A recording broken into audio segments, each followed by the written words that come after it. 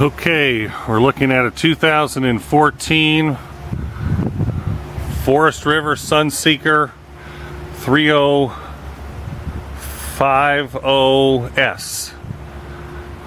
One big super slide. Gel coat is perfect. Stickers are perfect. Miles are 31,600.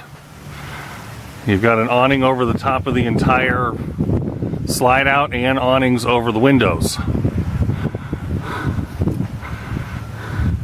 Paint is perfect. Tires are excellent.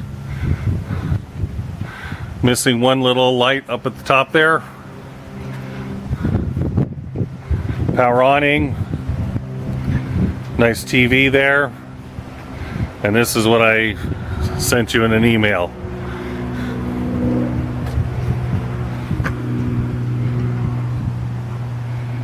I gotta get that off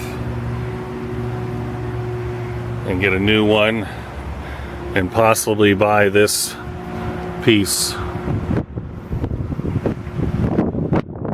or just cut this right here and put a silver piece over here that a lot of people do, if you know what I mean.